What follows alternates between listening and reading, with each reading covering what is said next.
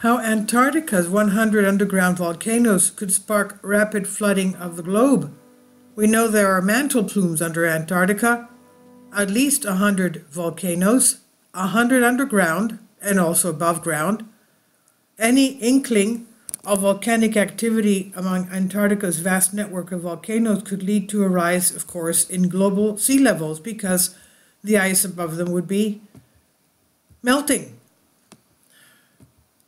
Now, Antarctica is a land of ice where average inland temperatures consistently hit minus 43.5 degrees Celsius all year round, so you'd be forgiven for not knowing that the icy continent is home to several volcanoes. Perhaps the most famous volcano is Mount Erebus, the tallest active anywhere in Antarctica. Erebus last erupted in 2020, and scientists rushed to observe and absorb all the data they could get from it, but there is an altogether more sinister side to Antarctica that researchers only discovered in recent years. A system of more than 100 volcanoes scattered beneath the ground, which could affect serious global change should they erupt. In 2017, a team from Edinburgh University charted Antarctica's dark underbelly and found the largest volcanic region on our Earth. Can you imagine? Now, located just 2 kilometers beneath the surface and hiding beneath an ice sheet, it stretches across the continent's western front. That's where we know we have the glaciers breaking and melting.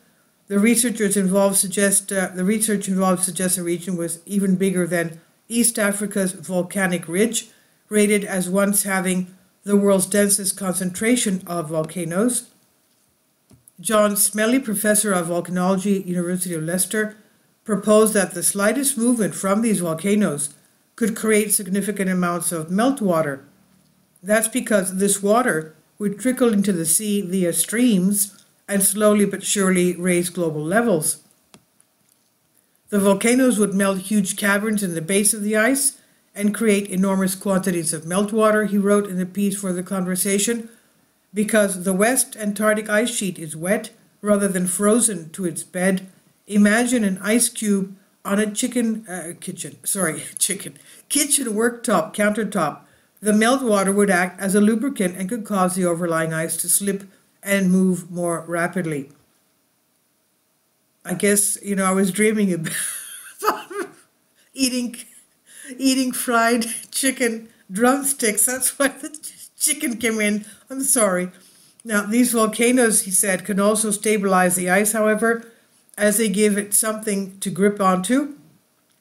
Imagine that some ice cube snagged onto a lump-shaped object. In any case, the volume of water that would be generated by even a large volcano is a pinprick compared with the volume of overlying ice. So a single eruption won't have much effect on the ice below. The ice flow, what would make a big difference is if several volcanoes erupt close to or beneath any of West Antarctica's prominent ice streams. Some 80% of the planet's freshwater reserves are located in Antarctica, and in a scenario in which those ice stores melted, global sea levels could rise to around 60 meters, that's over 180 feet high. It would create an uninhabitable environment for humans, flooding much of the world's coastal regions and leading to crop failures and potential famine. Ice streams are rivers of ice that flow much faster than their surroundings, said Professor Smelly, and they are the zones along which most of the ice in Antarctica is delivered to the ocean, and therefore fluctuations in their speed can affect the sea level. If the additional lubricant provided by multiple volcanic eruptions was channeled beneath the ice streams, the subsequent rapid flow may dump unusual amounts of West Antarctica's thick interior ice into the ocean, causing sea levels to rise.